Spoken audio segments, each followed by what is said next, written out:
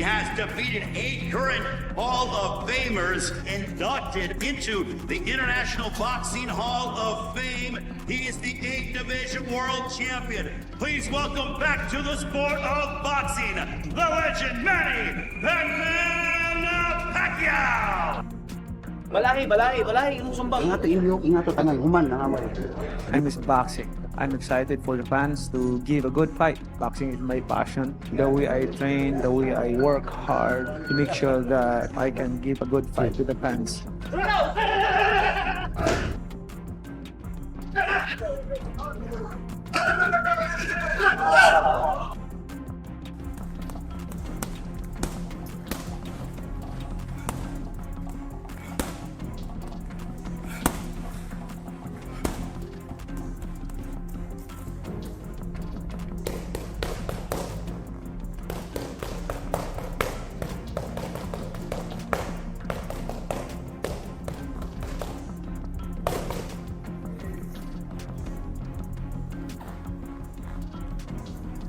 $100 million each.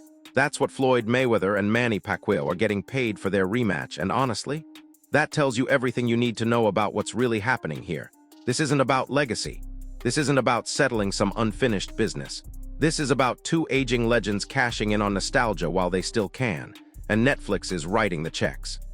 He trained hard. He have to defend his belt. I'm a challenger, so I have to make more extra mile to punish myself and able to win the fight.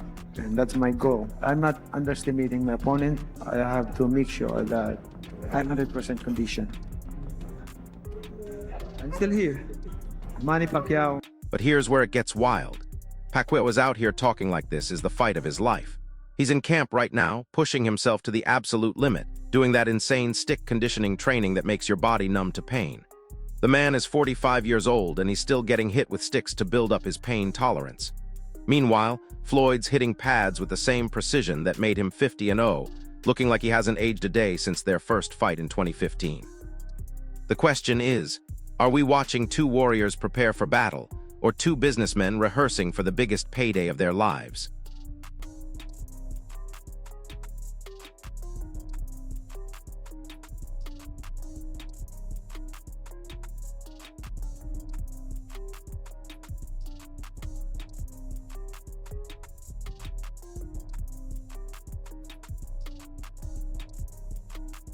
Michael Ren!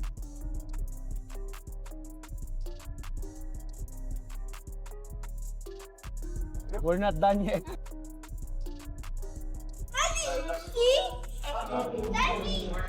Muna siya. Kita pa niyo mo kumbes dari anak ka rin. Awan yun.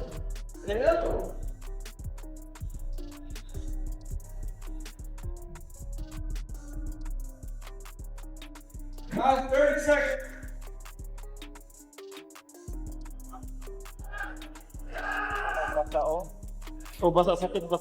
And get this, Pacquiao specifically demanded this be a real professional fight, not an exhibition.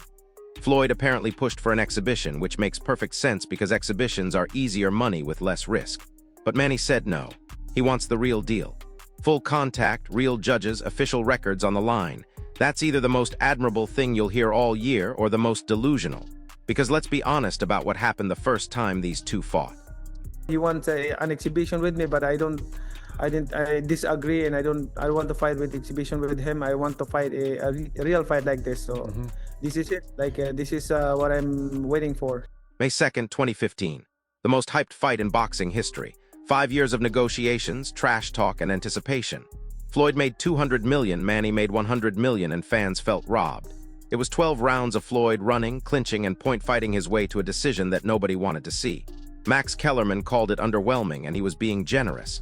Fans booed. Social media exploded with anger. It was technically brilliant and completely boring at the same time. So why are we doing this again? Of course, boxing is boxing. This is really hard sport.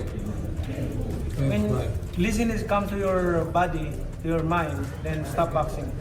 Forget about boxing. But as long as you dedicated, you have fire, you have interest to punish yourself like that, for hard work, you enjoy doing hard work, training like that, discipline, then go go for it. Like, continue boxing. You know? So that, yeah. But If you do that, you'll be successful. And you know of it. course. Of course. But something like, you know, comes to your mind, like, especially in the middle of like preparation, like let's say 2 months after 1 month training, it's like tired, like, you know, lazy. Here's the kicker. Both fighters are now pushing 50 years old. Pacquiao is 45, Mayweather is 47, and they're both talking about superior conditioning and not feeling tired. Manny's out here saying his brain has never told him he's tired, which sounds inspiring until you realize that's exactly what every aging athlete says right before they get hurt. His own promotional team is warning people that Floyd won't be a stationary target. Like they need to remind everyone that the greatest defensive fighter of all time knows how to move around a ring. The time comes, like, come to my mind, my heart, like, I'm busy, I'm tired. Then, forget about boxing. Yeah, right? But as long as you have passion, dedication. You still have fire, I mean, yeah. Yes, of course. But look at your body also. 'Cause sometimes your mind is active, but your body But it cannot. says no. Mine stopped a long time ago. So that's why I'm trying. I'm trying to push myself, but you know, God is stopping. Really. But wait, it gets crazier. The fight is scheduled for September 19th at the Sphere in Las Vegas, and Netflix is broadcasting it. Not pay-per-view. Netflix. The same platform that brought you Jake Paul versus Mike Tyson, where a 27-year-old YouTuber fought a 58-year-old former heavyweight champion and people actually paid to watch it. Netflix doesn't care about competitive integrity. They care about eyeballs, subscriptions, and viral moments. They're turning boxing into content, and these two legends are playing along.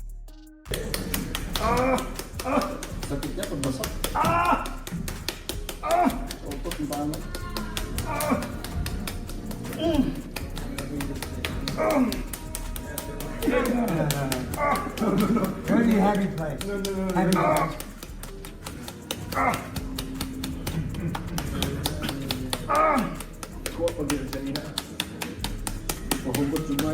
Time.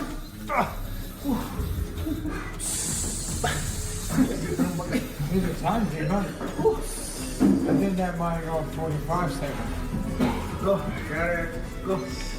Run.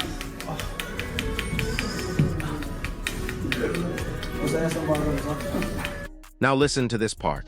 Dan Raphael, one of the most respected boxing journalists in the world, admits this fight won't come close to replicating the financial magnitude of their first encounter. That 2015 fight shattered every pay-per-view record in history. This one, it's basically free with your Netflix subscription. That should tell you everything about what the boxing world thinks of this matchup. When you go from the biggest pay-per-view of all time to a streaming service freebie, that's not progress. That's desperation. Floyd will ever be a stationary target. I think Manny knows that. I don't think Floyd by any means is an easy fighter, or an easy opponent.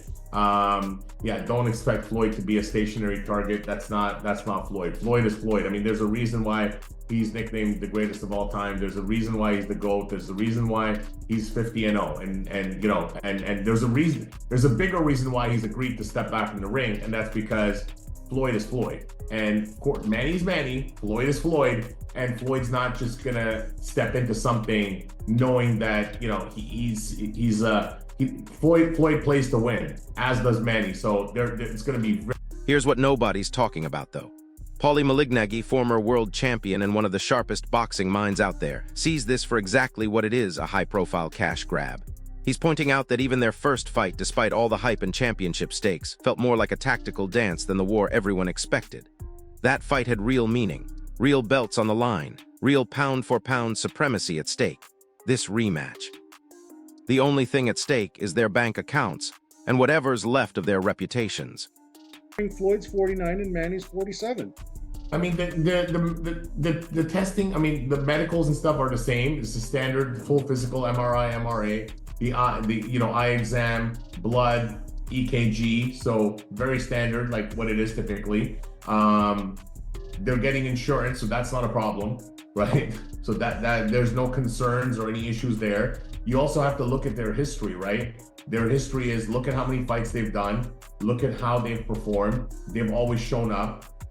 They haven't been, you know, they're not flight risks. So we have to go back into history and look at it. And of course, you see Manny's performance was great. Yeah, and going back to the first fight, drug testing was a big sticking point for Floyd, right? Is there going to be drug testing for this fight? Yes. And here's where the math gets interesting.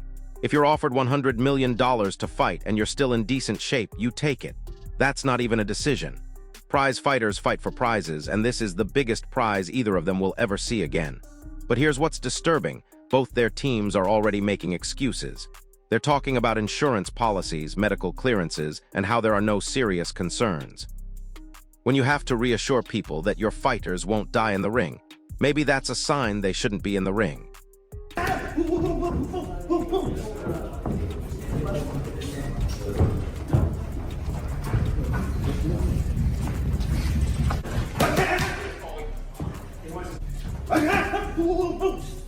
Time out.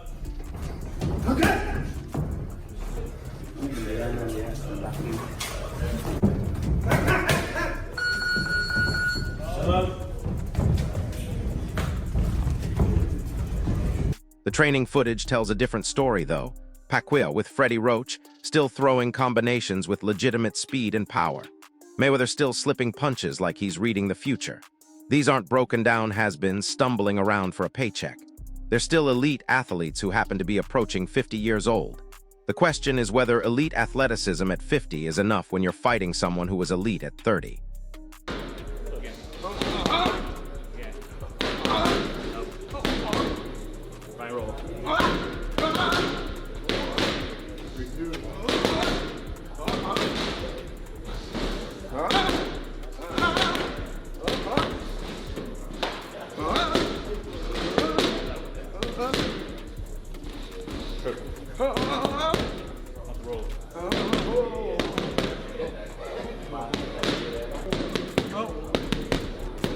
But here's the most insane part of all this. Netflix's strategy is working. They're not trying to put on the best fights. They're trying to put on the most watched fights. Jake Paul versus Mike Tyson was a joke from a competitive standpoint, but it broke streaming records. Now they've got two actual legends who can still fight, and they're betting that nostalgia plus convenience equals massive viewership. And you know what? They're probably right.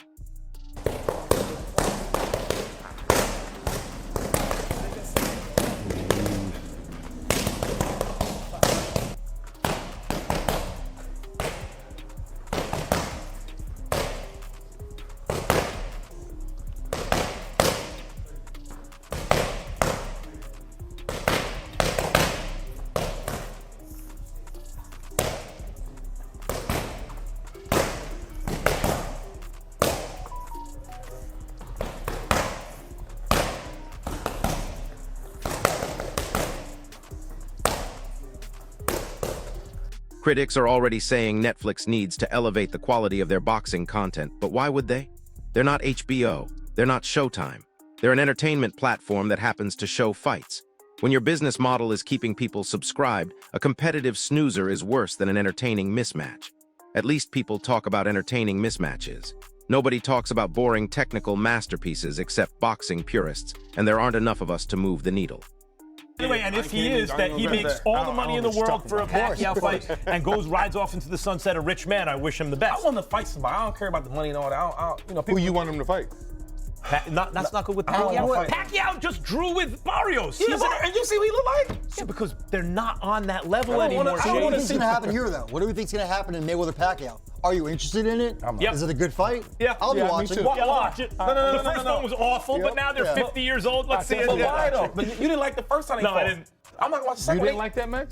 No, the first fight. I forgot. So when they wasn't grandpas, I know you when it wasn't by grandpas, the way, like that fight went more or less how I thought it would go. I always thought it would go that way. I didn't like the fact that it was a diminished. Who's your favorite fighter, Pacquiao or Floyd? Come on, we know it's Pacquiao.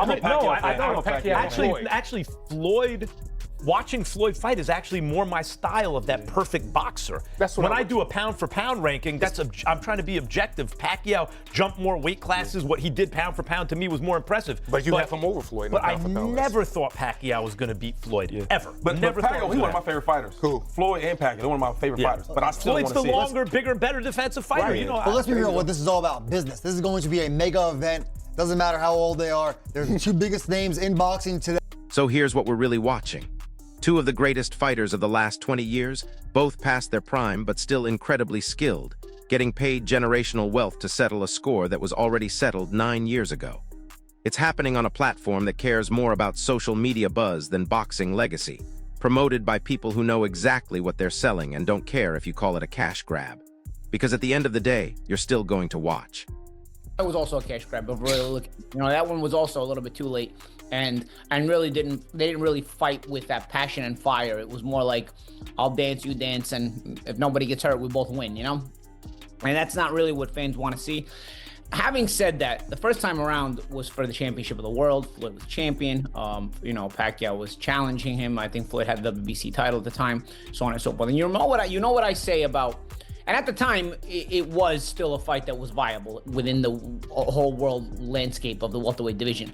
This time around, it's not really a viable fight within the landscape of the welterweight division. But it's like I always complain about Canelo. As long as you don't take the belts with you and hold them hostage, and the sanctioning bodies allow you to hold them hostage, I don't mind guys doing this kind of thing.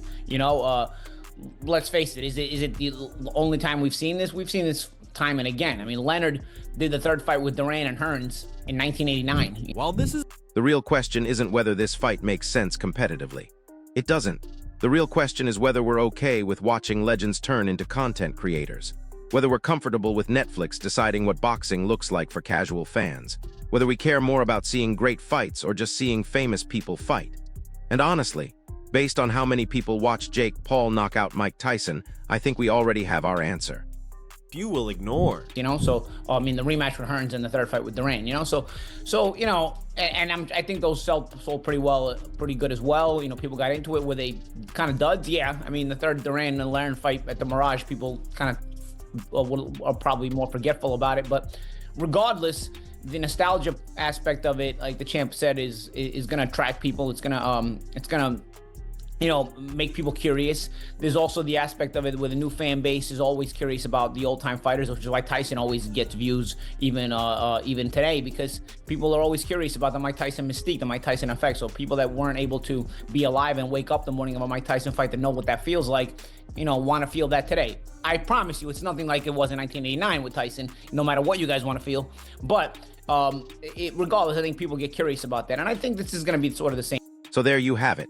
Two legends, $100 million each, and a streaming service that's turning boxing into binge-worthy content. This isn't about who's the better fighter anymore. This is about who can generate more clicks, more subscriptions, and more social media moments. And the scary part, it's working. The question is, are you watching because you love boxing or because you love spectacle? Drop that in the comments and let me know what you really think about this whole situation. If this breakdown helped you understand what's really happening behind the hype, smash that like button, subscribe for more boxing reality checks, and hit that notification bell because this is just the beginning. I'll see you in the next one. Floyd in an exhibition bout, also probably in April, but in a different location. And it sets them up on the same time schedule where if they're going to do a rematch, September 19th at the Sphere in Las Vegas. The fact that Netflix is doing it is not surprising at all. That's always been what they've been talking about doing. I think both fighters and everybody involved understands that it's one thing when everybody wanted to see the fight in 2015, he put it on pay-per-view and it's going to be a blockbuster, which it was. They charged $100 before the pay-per-view, the biggest price ever for a pay-per-view. And it set every conceivable record that you could think of in terms of gate, boxing, pay-per-view buys, overall revenue, the sponsorships, the merchandise. You pick a metric and it broke the record. That would not be the case now, 11 years down the road, since they first fought in 2015. So they needed somebody to put up big money, and it really fits the profile of what Netflix is trying to do. Because here's what happens next, and this is where things get really interesting. While everyone's debating whether this fight is legitimate or just an elaborate money grab, there's a whole other layer to this story that nobody's talking about. The undercard. Netflix isn't just buying Floyd and Manny for $100 million each. They're buying an entire boxing ecosystem, And they're doing it by throwing around money that makes traditional boxing promoters look like they're running lemonade stands. Iconic names. They want to do big events, and whatever you want to say about it, maybe not for guys like me or you who are involved in doing boxing related stuff on a daily basis, but for the regular person that's scrolling through Netflix to see what's on a weekend night, they're going to look and say, oh, Mayweather, Pacquiao, I know those guys. They're as famous as any boxers in the world. And if it doesn't cost me any extra money and I'm just paying my normal subscription, yeah, I'll check it out. And it's going to do big numbers. That's why Jake Paul versus Mike Tyson did the numbers it did. And that's why, we saw them be interested in a fight like Jake Paul against Anthony Joshua and the other events that they have done. Tyson Fury's comeback as they try to, build up more in the UK. And this is going to be the same situation. They put out a lot of money to do the fight, but not as much as what obviously they generated in 2015. And, it will be, it'll be a big event, but how much of a fight it will be, who the heck knows? But I mean, to answer the question, I'm not like looking forward to it, but. Think about this for a second. Golden Boy Promotions, top-ranked premier boxing champions. These are the companies that have controlled boxing for decades. They've got exclusive deals with HBO, Showtime, ESPN, DAZN. They decide who fights who when they fight and how much they get paid. But Netflix just walked into the room with streaming money, the kind of money that comes from having 260 million subscribers worldwide, and they're rewriting the rules overnight. They don't need to negotiate with cable companies. They don't need to worry about pay-per-view buy rates. They just need content that keeps people talking. Say it's just they're both getting $100 million. If you're presented with a $100 million bag, okay, and you're still good physically, all right, and can still fight, and you feel good, you ain't turning down that bag, bro. You're not. You're gonna say yes to it. All you guys that are shitting on it, okay, let's just be real for a second. No cap. We're all taking this fight. We're all taking it. You can't blame them to take it. We're all taking it, all right? So I hear both arguments, but it is what it is, right? They're going to take it regardless. They're prize fighters. They fight for prize. Duh. As Floyd famously said in that 24/7 build-up against Shane Mosley. And they're going to do what they're going to do. Now, in terms of why this fight is happening, honestly, I don't know. I don't know why this fight. And here's the genius part that nobody saw coming. Remember when everyone thought streaming would kill boxing because there's no pay-per-view model? Wrong. Dead wrong. Netflix figured out something that traditional boxing promoters never understood. You don't make money from boxing by charging people to watch boxing. You make money from boxing by using boxing to sell everything else. Every person who signs up for Netflix to watch Floyd versus Manny is also getting access to every Netflix original, every movie, every series. That's not a boxing fan buying a fight. That's Netflix converting a boxing fan into a lifetime subscriber. Has said that they, want to put on big, huge events.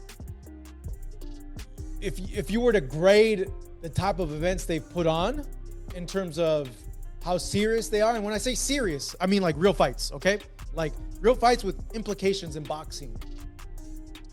You'd have to give them like a C, honestly. Like, look at the fights they've put on, okay? And if there's any criticism, albeit constructive criticism, towards Netflix, is I feel that they should step up the type of fights they're putting on their platform, because there could be a lot of blowback.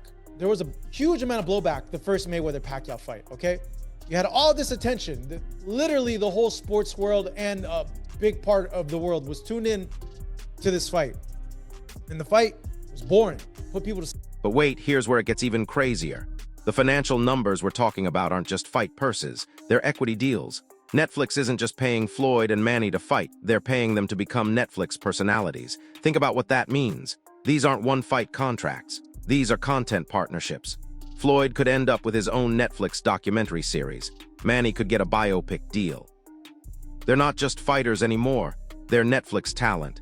And Netflix talent gets paid differently than everyone else in the entertainment industry.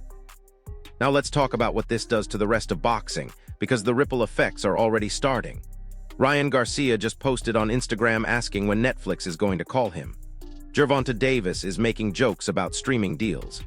Even Canelo Alvarez, who's locked into a massive deal with premier boxing champions, is probably having conversations with his team about what happens when his contract expires. Netflix just showed every elite fighter in the world that there's an alternative to traditional boxing promotion, and that alternative pays better. Here's something that's flying completely under the radar, though. The international implications of this deal are massive. Netflix operates in over 190 countries. When Floyd and Manny fight on Netflix, they're not just reaching American audiences, they're reaching global audiences simultaneously. No time zone issues, no regional broadcast deals, no international pay-per-view complications. A kid in the Philippines can watch Manny fight at the exact same time as someone in Las Vegas, for the same price, with the same video quality. That's never happened in boxing history. And this is where traditional boxing promoters should be terrified. Bob Arum has been promoting fights for over 50 years. He knows every trick, every angle, every way to squeeze profit out of a boxing match. But Bob Arum doesn't understand streaming algorithms. He doesn't understand how Netflix decides what content to promote to which viewers. He doesn't understand that Netflix can push a boxing match to people who have never watched boxing in their lives, just because their viewing history suggests they might be interested. That's not boxing promotion, that's data science, and Netflix has been perfecting data science for over a decade. But here's what's really wild about the timing of all this. We're living through the golden age of combat sports content, and most people don't even realize it. You've got UFC putting on fights almost every weekend. You've got YouTube boxers drawing massive audiences. You've got celebrity boxing matches, exhibition fights, and now Netflix entering the space with legendary matchups. The casual sports fan has never had more fighting content available, and it's all happening at the same time that traditional television is dying. Netflix looked at this landscape and made a bet that most people thought was insane 2 years ago. They bet that boxing fans would rather watch fights on their couch, on their schedule, without paying $50 per fight, even if it meant the fights weren't quite as competitive. Jake Paul versus Mike Tyson proved they were right. People will watch famous people fight, regardless of whether it makes sense from a sporting perspective, as long as it's convenient and accessible. Now here's where this gets personal for both Floyd and Manny, and why they're both so motivated to make this fight entertaining. Their legacies are on the line in a way that's completely different from their first fight. In 2015, they were both active, elite fighters. Floyd was undefeated. Manny was coming off big wins. Even a boring fight didn't really hurt their reputations because everyone understood they were the two best fighters in the world. But now they're Netflix content. If this fight is boring, they're not just disappointing boxing fans. They're disappointing Netflix executives who paid them generational wealth. And Netflix executives are not boxing people. They don't care about technical brilliance or defensive mastery. They care about engagement metrics, social media mentions, and subscriber retention. If Floyd fights the same tactical, defensive style that made him 50-0, but it doesn't translate to exciting television, Netflix might not bring him back for whatever project they're planning next. That's pressure that Floyd has never felt before in his career. For Manny, the pressure is even more intense. He's the one who demanded this be a real fight instead of an exhibition. He's the one who's been talking about wanting to prove he can still compete at the highest level. He's 45 years old, and this might be his last chance to remind the world why he's considered one of the greatest fighters of all time. But if he gets outclassed by a 47-year-old Floyd Mayweather, that's not just a loss, that's the end of his competitive legacy. Here's something else that's fascinating about this whole situation. The undercard for this event is going to be unlike anything we've seen before. Netflix has the budget to stack this card with fights that would normally headline their own events. They're not just buying Floyd versus Manny, they're buying an entire night of entertainment, and they want every fight to feel significant. That means young, hungry fighters are about to get opportunities they never would have gotten on traditional boxing cards. But here's the catch, and this is where it gets complicated for upcoming fighters. Netflix doesn't operate like traditional boxing promotions. They don't develop fighters over years of smaller fights. They don't build storylines through multiple events. They want instant stars, instant drama, instant entertainment value. That's great if you're already famous, but it's potentially devastating if you're a young fighter trying to build a career the traditional way. Think about what this means for boxing gyms, amateur programs, and the entire infrastructure that develops professional fighters. Netflix isn't interested in investing in someone's potential. They're interested in buying someone's existing fame and turning it into content. That creates a completely different incentive structure for young athletes. Instead of focusing on becoming technically excellent boxers, they might start focusing on becoming social media personalities who happen to box. And here's where this story takes another crazy turn. The success of this event could determine whether other streaming platforms start getting into boxing. Amazon Prime has been testing the waters with some smaller fights. Apple TV has been rumored to be interested in sports content. Disney Plus has the budget to compete with anyone if they decide they want to. Netflix might have just started a streaming war for boxing content. And the only winners in that war are going to be the fighters who get caught in the middle of bidding wars between tech giants. But let's bring this back to the fight itself, because all the business implications in the world don't matter if these two can't still perform at an elite level. And here's what's genuinely surprising about the training footage that's been released so far. Both guys look legitimate. Not good for their age. Not impressive considering the circumstances. Actually legitimate. Manny's hand speed still looks elite. Floyd's defensive reflexes still look sharp. These aren't charity case exhibitions. These are two elite athletes who happen to be approaching 50. The question is whether that's enough. Father Time is undefeated for a reason, and both of these guys are old enough to be the fathers of most active professional boxers. Reflexes slow down. Power diminishes. Conditioning becomes more difficult to maintain. Recovery time increases. All the skill in the world can't overcome basic human biology, and both Floyd and Manny are pushing the absolute limits of how long elite athletes can compete. Here's what makes this even more interesting, though. Both fighters have completely different relationships with aging. Floyd retired at the perfect time. He went out on top undefeated with his skills largely intact. He's been doing exhibitions and staying in shape, but he hasn't been taking real damage. Manny, on the other hand, kept fighting. He took real fights against real competition well into his 40s. He's taken more punishment, but he's also stayed sharper from a competitive standpoint. So we're about to find out which approach to aging works better for elite athletes. The guy who preserved himself through exhibitions and stayed fresh, or the guy who kept competing and stayed sharp. That's not just a boxing question. That's a sports science question with implications for every aging athlete in every sport. And here's the final piece of this puzzle that ties everything together. This fight represents a fundamental shift in how we think about sports entertainment. We're not just watching Floyd Mayweather versus Manny Pacquiao. We're watching the collision of traditional boxing culture with streaming culture. We're watching what happens when tech money meets boxing tradition. We're watching the future of combat sports being written in real time.